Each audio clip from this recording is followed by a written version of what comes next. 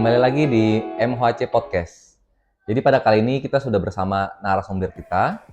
Beliau merupakan seorang dokter dan juga direktur di Klinik Medika Occupational Health Center, yaitu Dr. Arif Wahyu Mulyana, Magister Kedokteran Kerja. Selamat pagi, Dok. Pagi, Stelon. Oke, Dok. Jadi di sini kita bakal sharing-sharing, Dok, ke audiens atau penonton itu terkait medical check up. Mungkin kalau kita medical check up kan tentunya merupakan salah satu layanan ya yang sering diberikan oleh klinik. Nah, kira-kira dari dokter sendiri, medical check up itu kenapa sih penting untuk masyarakat, Dok, ataupun untuk karyawan perusahaan? Ya. Medical check up itu sebenarnya berfungsi untuk dalam perjalanan hidup kan kita nggak selalu sehat ya. Betul. Dengan meningkatnya umur itu risiko penyakit itu akan menyertai, memang tergantung dari gaya hidup kita kan. Gaya hidup kita semakin kurang bagus, maka penyakit juga akan semakin banyak yang mengintai ya. Jadi fungsi medical check up itu sudah tidak bisa diabaikan lagi. Jadi misalnya gini, jangan Anda tuh merasa bahwa Anda itu sedang tidak sakit sekarang. Anda kan nggak tahu apa yang terjadi di dalam sel-sel tubuh Anda, apakah sedang menuju ke suatu penyakit tertentu, ataukah aman-aman aja misalnya. Atau juga misalnya ketika Anda mau masuk ke penyakit sebelum Anda darah tinggi, tentunya kan ada tuh merambatnya tekanan darah yang naik kan. Pelan-pelan ya, Dok ya? Pelan-pelan gitu kan, pelan-pelan. Itu kalau Anda tidak medical check up, Anda taunya Anda stroke. Oke, udah langsung komplikasi. Langsung komplikasi. Tapi kalau Anda sudah Benar-benar. medical check up sebelumnya, ketika dia naik 130 aja, udah tahu. Benar. Atau yang paling ekstrim itu, yang paling umum terjadi itu gula. Untuk masuk ke gejala diabetes yang pasti istilahnya besar itu, banyak makan, banyak minum, banyak kencing itu, 3P. sebelum masuk ke situ, itu ketika gula Anda merambat naik, itu Anda nggak rasa apa-apa. Benar. Iya. Jadi pas kita masuk ke prediabetes Iya. atau mungkin belum parah banget gitu, Dok ya, terkadang tahu. tidak ada gejala, benar Nggak banget ada ya. gejala. Jadi ternyata medical check up itu salah satunya memang fungsinya untuk screening. Iya. Betul. Nah, berarti bagus sekali sebenarnya memang ada peraturan yang mewajibkan perusahaan untuk medical check up rutin ke karyawannya. Nah, Dok, kan tadi kita udah lihat kalau medical check up penting untuk screening. Tapi sebenarnya setiap orang itu poin-poin yang diperiksa dalam medical check up sama atau berbeda sih, Dok? Kalau kita nih medikamen OHC ya, itu memang spesifik di pekerja. Jadi selain umur, yang kita pandang itu adalah orang itu bekerjanya di mana atau bagian apa.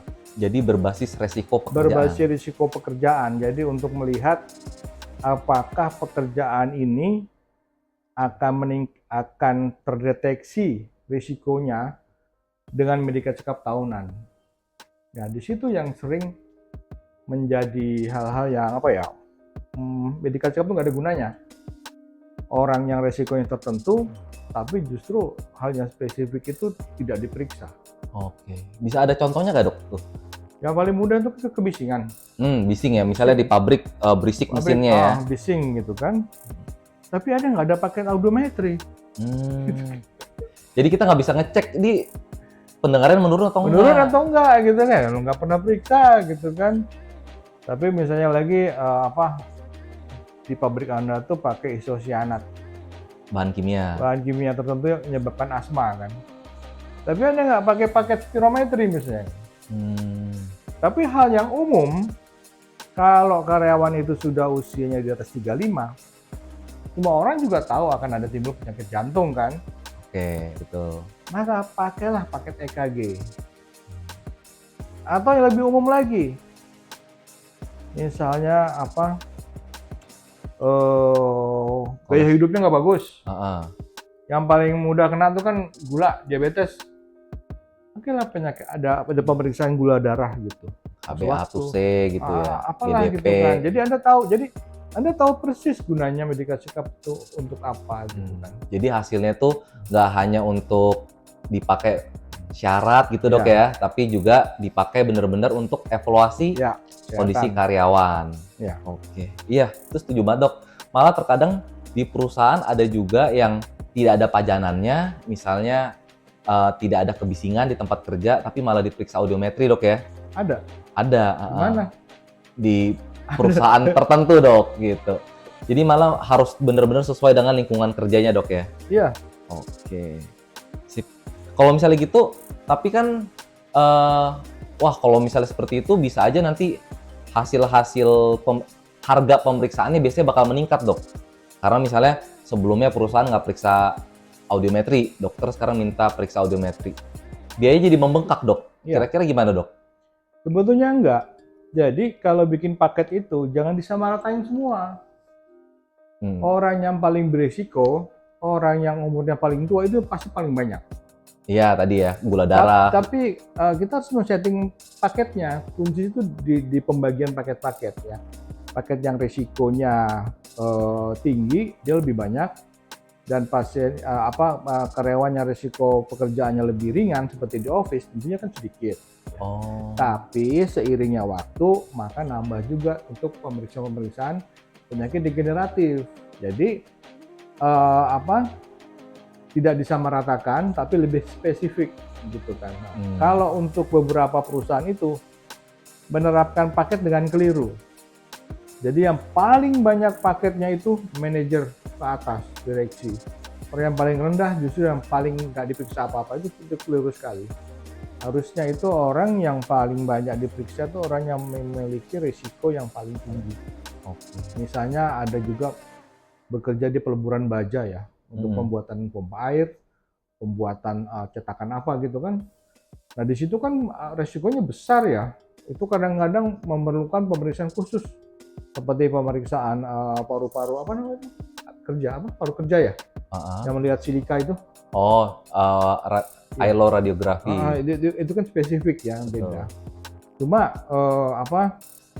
pemeriksaan juga khusus dan oleh dokter khusus juga yang baca itu lebih mahal. Tapi kan tidak semua orang, hanya yang di situ aja. Oke. Jadi sebenarnya kita melakukan medical check up berbasis resiko itu tenang, tidak akan meningkatkan budget, tetapi malah kita membantu untuk mengoptimalisasi budget yang ada. Tujuannya apa tercapai gitu. Agar tepat sasaran ya.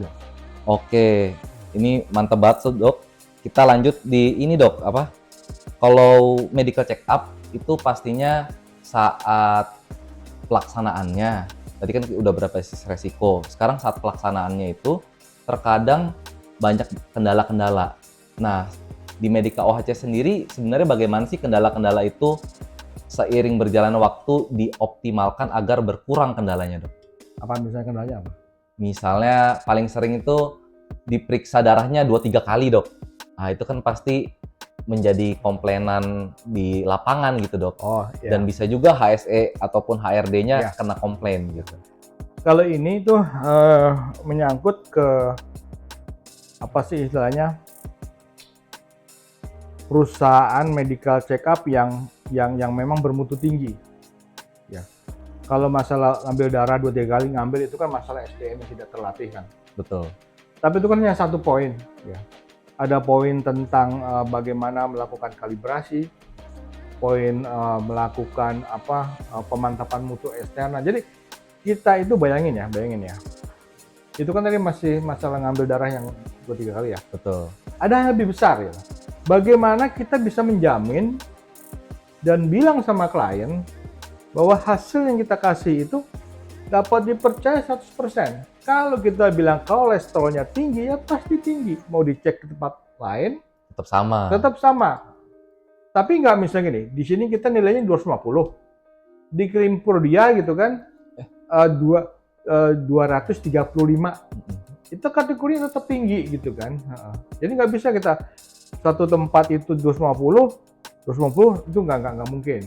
Oke. Ya, jadi jadi menjaga mutu itu penting dan persyaratan khusus yang memang harus dipenuhi.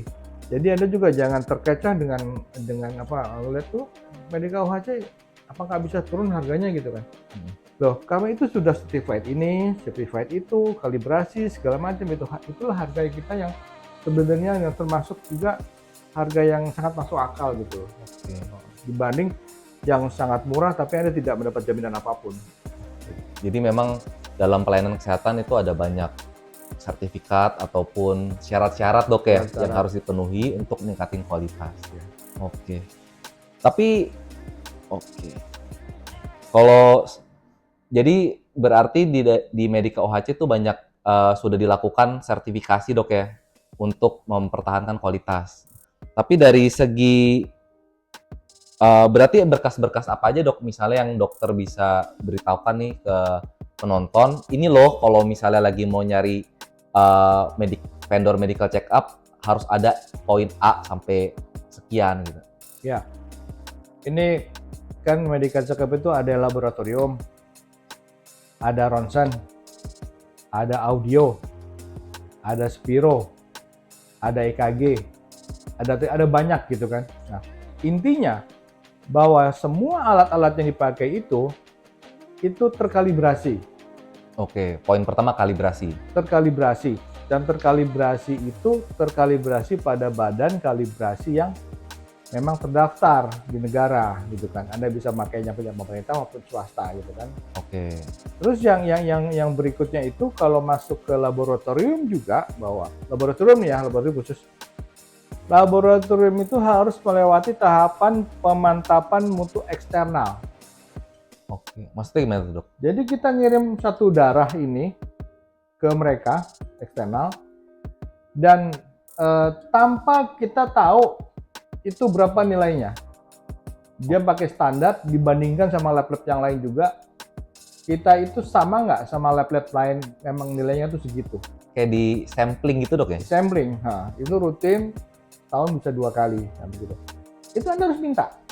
Saya minta mana dokumen pemantapan mutu eksternal, mana kalibrasi. Kalau dia tidak bisa nunjukin atau ternyata palsu gitu, itu jangan dipakai. Oke. Ya, gitu. Terus yang berikutnya juga adalah alat yang lain juga, audiometri gitu kan. Bayangin audiometri, alatnya rusak, semua karyawan Anda budak semua gitu kan. Tuli semua. Gitu, gara-gara alatnya rusak. Itu gimana coba? Ya, nggak bisa. Terus alatnya bagus, tapi yang ngarahin SDM-nya itu kagak ngerti gitu kan.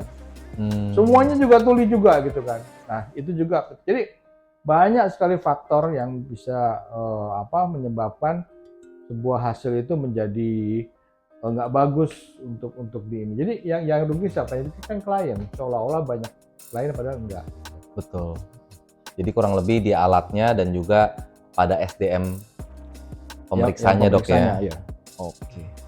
Kalau gitu selanjutnya dok untuk tips and triknya dok. Tadi kan kita udah tahu nih berkas-berkas apa aja dari yang perlu kita lihat untuk vendor kesehatan. Ada nggak sih dok tips and trick untuk yang lebih simple untuk kita periksa memilih vendor medical check up dok? Ya.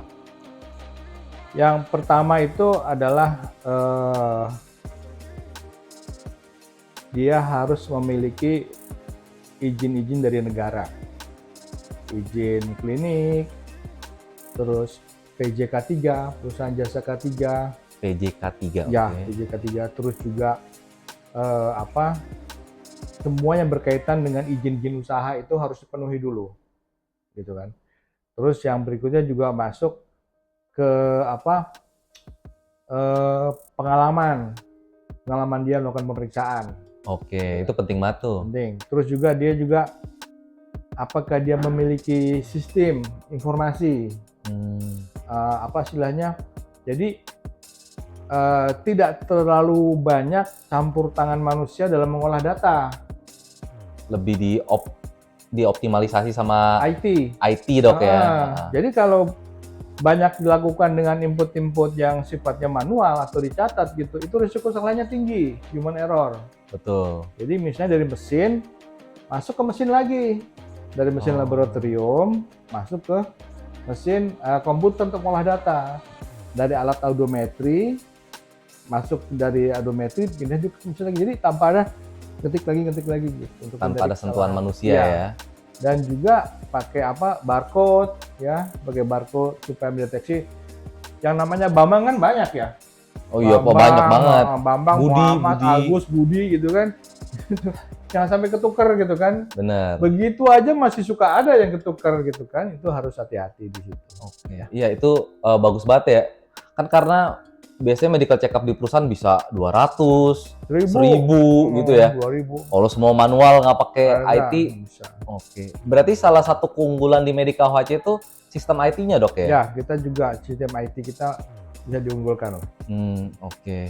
Itu setuju banget. Kalau masuk ke situ, Dok, itu banyak di perusahaan yang bertanya, gimana sih caranya sebagai vendor medical check up tuh memastikan bahwa hasil yang dikeluarkan itu memang sesuai, tidak ada kesalahan di situ. Nah, dari Medica UHC kira-kira ada keunggulan nggak, Dok, supaya men-screening hasilnya tetap valid Ya. gitu, Dok? Itu ada sampai berapa step ya? Pertama dari step dia, kata lab aja, lab yang umum kan. Ketika lab itu melakukan pemeriksaan, itu kan kita tidak, jangan dikira bahwa terus dari mesin keluar, terus kita ketik gitu, nggak ada kayak gitu. Jadi mesin itu ekspor ke Excel, Excelnya diambil. Nah, ketika masuk ke ekspor itu udah ada tim lagi yang namanya rekam medik yang ngelihat di situ. Oke. Misalnya ngelihat HB kan nggak ada yang satu, nggak ada yang dua Yes. kan. Satu mah udah masuk ke IGD, Dok. Terus dari tekanan darah ada 1000 gitu kan, langsung dibalikan kan, perbaiki. Itu tahap pertama gitu kan. Tahap kedua ketika sudah masuk, itu ketika sudah masuk semua, itu ada tim dokter tuh. Tim dokter yang melihat secara umum kira-kira dari kalau datanya itu dimasukin semua, itu cenderung error nggak ke kanan atau ke kiri gitu kan. Datanya bagus nggak gitu kan. Ada nggak yang berat badannya nggak masuk akal misalnya, itu ketahuan di situ. Oke. Nah, ya. Setelah gitu nanti juga kita juga untuk hal-hal yang sifatnya umum seperti misalnya berat badan berlebih, tekanan darah tinggi, itu nggak ngetik lagi, komputer aja yang kasih tahu ke kita, Pak ini darah tingginya sekian, Pak ini yang berat badannya berlebih gini, kolesterol begini, tanpa dilihat satu-satu. Oke. Jadi dengan sebuah rumus, sebuah komputer bisa langsung mendeteksi semua kelainan itu. Di situ baru dicek lagi sama dokternya, ini bener nggak, kali aja salah gitu kan, salah kata, namanya juga orang gitu kan. Iya benar. Dan habis itu baru udah di print. Kalau sudah pasti semua di print. Jadi dari hasil itu diambil di pasien, diambil darah misalnya, sampai hasilnya dikeluarkan di rekam medis, Dok ya, di hasil medical check up, itu stepnya ada banyak, Dok ya, untuk screening tersebut. Ada banyak. Oke, iya, itu jadi sangat meminimalisir hasilnya jika ada kesalahan. Oke, kita lanjut, Dok.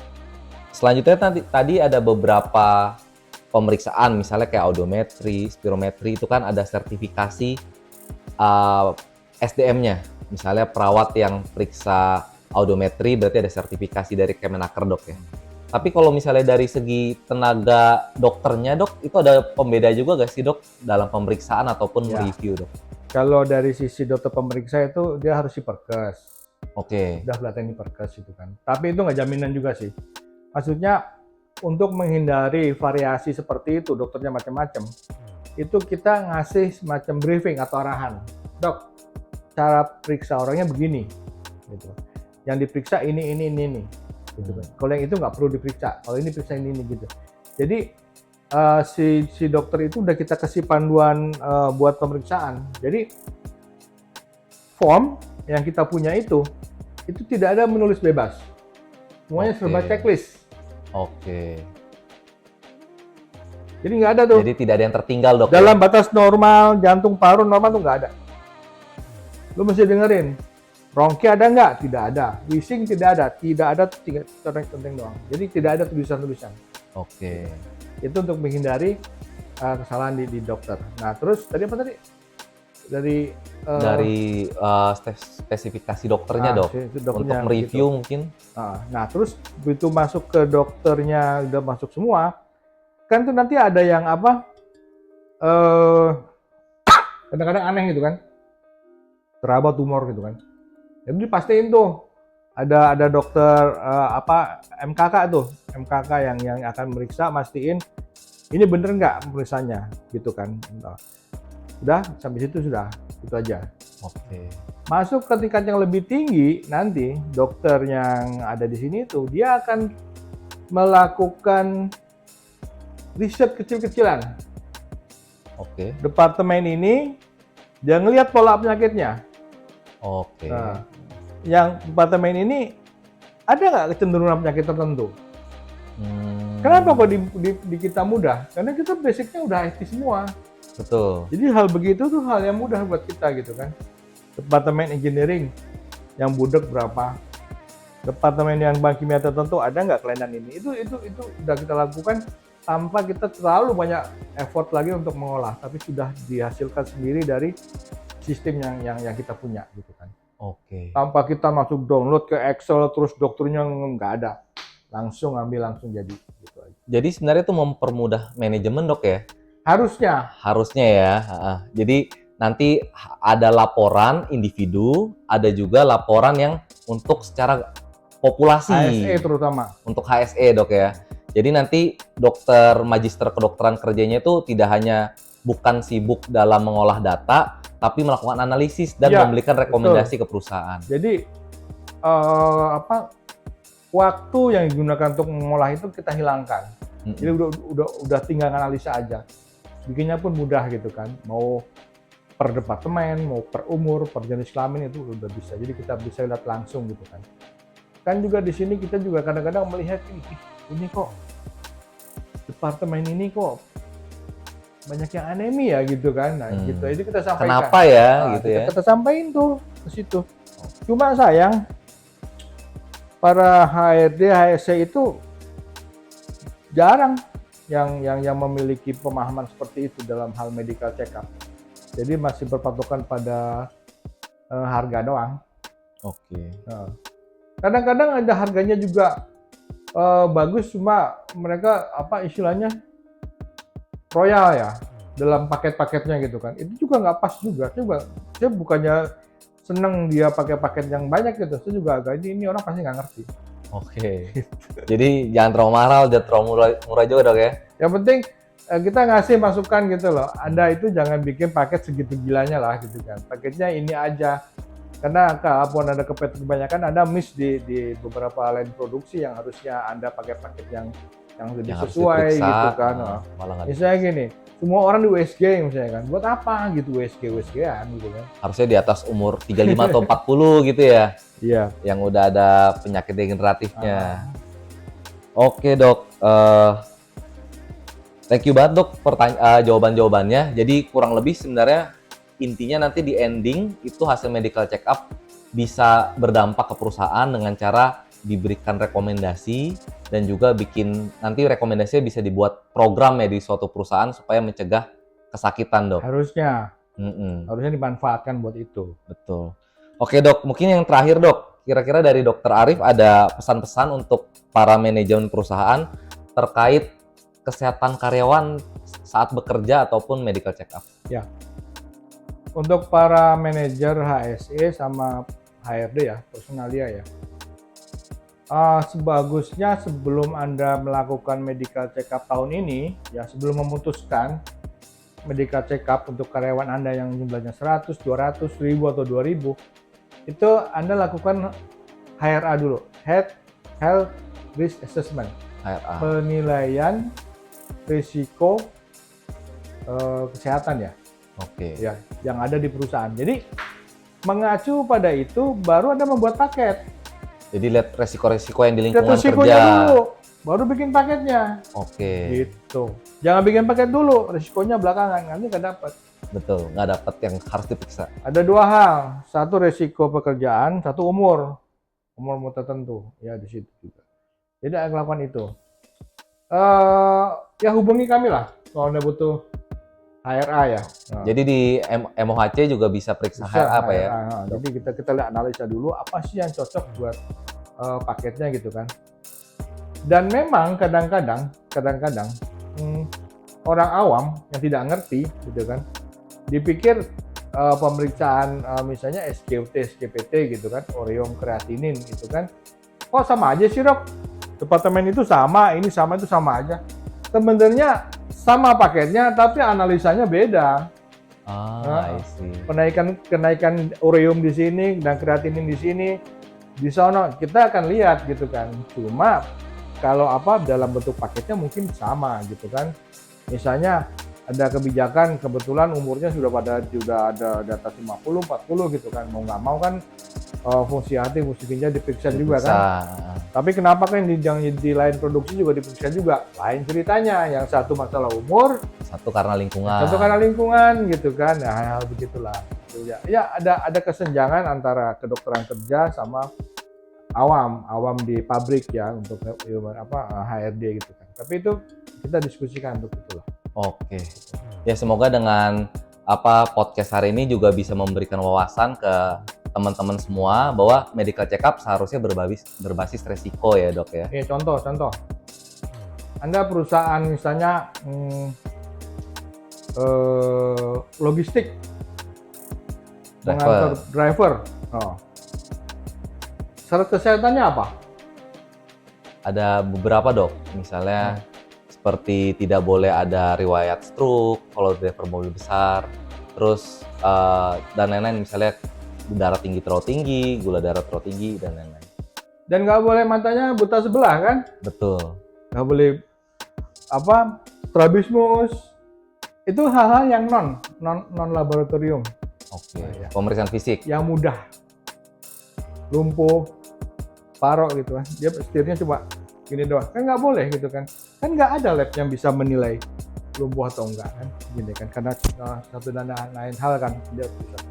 Jadi kalau dibilang bahwa paket itu mahal atau murah, enggak. Ada paket-paket tertentu yang tidak ada nilainya.